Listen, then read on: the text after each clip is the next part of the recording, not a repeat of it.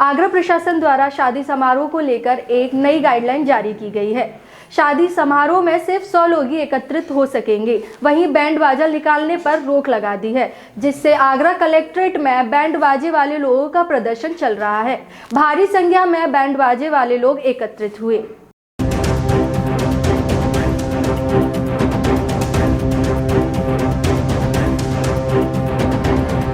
आगरा प्रशासन द्वारा शादी समारोह को लेकर नई गाइडलाइंस जारी की गई है, जिसके मुताबिक शादी समारोह में सिर्फ 100 लोग ही एकत्रित हो सकेंगे। बैंड बाजा बारात निकालने पर भी रोक लगा दी गई है। खास बात यह है कि शादी में एकत्रित होने वाले इन 100 लोगों में हलवाई भी शामिल होंगे। इनके अलावा कारीगर भी और स्टाफ भी शामिल रहेंगे। इस नई गाइडलाइन पर आगरा महापौर नवीन जैन ने चिंता व्यक्त की है। महापौर ने कहा है कि सालगिरह बिल्कुल नज़दीक आ रहा है।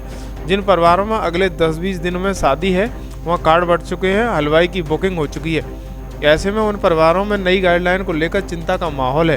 परिवार के सामने सबसे ज़्यादा परेशानी इस बात की है कि नई गाइडलाइन आने के बाद मजबूरी में अब जिन लोगों को नहीं बुलाना है, उन्हें भी कार्ड देने के बावजूद कैसे मना किया जा सकता है। इसके अलावा बैंड बाजा बारात पर रोक लगाने से काम करने वाले मजदूर कारीगर के सामने आर्थिक संकट पैदा हो जाएगा, जो कि लॉकडाउन के चलने के बाद पहले से ही आर्थिक संकट और भुखमरी की स्थिति में जूझ रहा है। ऐसे सभी लोगों की परेशानी और समस्याओं को समझते हुए महापौर नवीन जैन ने आगरा प्रशासन से मांग की है कि केंद्र सरकार द्वारा जारी की गई गाइडलाइन, जिसमें शादी समारोह में 200 लोग एकत्रित होने की अनुमति है, को 15 दिसंबर तक के लिए बहाल किया जाए। उसी गाइडलाइन के अनुसार शादी समारोह हों।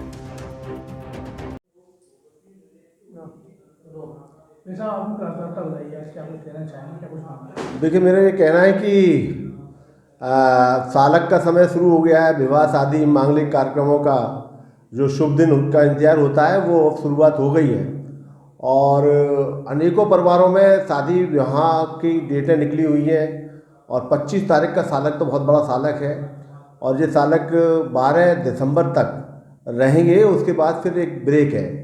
तो इन दिनों में सालक के समय पे बहुत अच्छी तैयारी के साथ में मांगलिक कार्यक्रम संपन्न हो, घर घर में मांगलिक कार्यक्रम विवाह शादी के हों, इसके लिए तैयारियां शुरू लोगों ने की हैं। और जो उत्तर प्रदेश सरकार की और आगरा जिला प्रशासन की गाइडलाइन थी, उस गाइडलाइन के अनुसार आम नागरिकों ने 200 जो लोगों को इनविटेशन का नियम था, उसका पालन करते हुए और उनको इनवाइट किया हुआ है। लेकिन अब बड़े चिंता का विषय है कि अभी हाल ही में आज ही पता लगा कि वो 200 की जो गाइडलाइन थी, उसे घटाकर 100 की गाइडलाइन कर दी गई। वो उसी में हलवाई, उसी में बैंड, अन्य प्रकार के घराती और बाराती, और जो यहाँ तक कि जो पंडित हैं, जो शादी ब्याह कराने वाले लोग हैं, उनको भी उसमें शामिल किया गया है।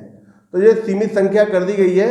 हालांकि कोरोना महामारी चल रही है, उसका सभी को पालन करना है। लेकिन दुख का कारण ये है कि चिंता का विषय ये है कि जिनको इन्विटेशन जिन परिवारों ने दे दिया, 4 दिन बाद शादी जिसकी होने जा रही है, 25 तारीख को शादी है जिनके यहाँ पर, या 2 तारीख की शादी दिसंबर की शादी है, या 5 दिसंबर की शादी है, तो उन्होंने इनविटेशन जिनको दे दिया 200 की गाइडलाइन का पालन करते हुए, अब वो लोग कैसे मना करें कि भाई अब ये आप शादी में ना आए, आप आए आप ना आए। ये एक बड़ा भारी धर्म संकट का एक परिवारों में विषय चल रहा है। आज सुबह से ही मेरे पास शहरवासियों के फ़ोन आए हैं, वो बड़े चिंतित हैं कि हम लोग कैसे शादी करें।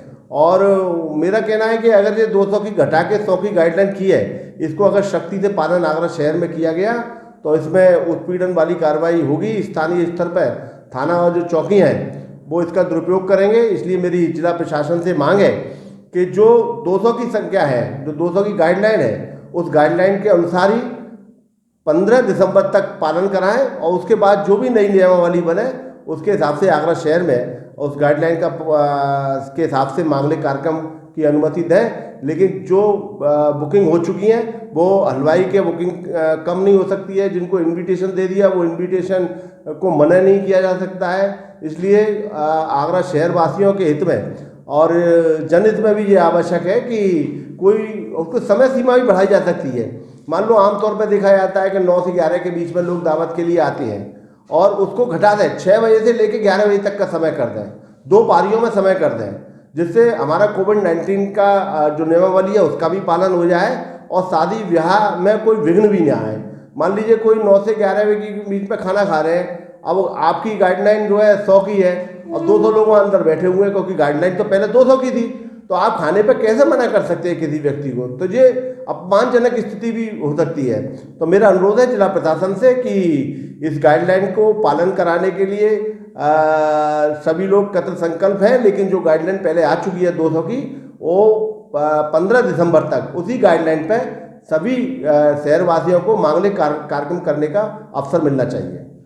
एक बड़े स्तर पर बहुत बड़ी दुविधा है कि एक तरफ इधर हुआ उधर ठाई जैसी स्थिति है, एक तरफ सारे आर्थिक स्थितियां लगातार जितने भी इन व्यवसायी जुड़े हुए हैं, शादी समारोह से जुड़े हुए हैं, उनकी खराब होती जा रही है। वहीं दूसरी तरफ कोरोना संक्रमण का दौर है, किस तरह से कहते हैं? देखिए, ये ठीक बात है कि कोरोना काल में वैसे ही जो बैंड वाले हैं, हलवाई हैं, या जो सजावट करने वाले लोग हैं, अन्य प्रकार के जो इससे जुड़े हुए व्यवसाय से, इस इंडस्ट्री से जुड़े हुए बहुत सारे लाखों लोगों को रोजगार मिलता है पूरे देश के अंदर, उन सब के लिए बड़ा संकट का समय है। 8-9 महीने से कोरोना काल चल रहा है, उनको कारोबार नहीं मिल पाया है। लेकिन कोरोना को भी कंट्रोल करना है।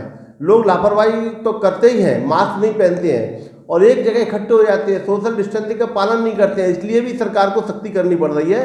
लेकिन मेरा अनुरोध है सभी शहरवासियों से और देशवासियों से कि कोरोना के जो नॉर्म्स हैं उनका पालन करें, बचाव का रास्ता अपनाएं और जो गाइडलाइन चली आ रही है 200 की, उस गाइडलाइन के तहत ही 15 दिसंबर तक सभी को विवाह समारोह या मांगलिक कार्यक्रम करने की अनुमति मिलनी चाहिए, उसमें रोक टोक नहीं होनी चाहिए।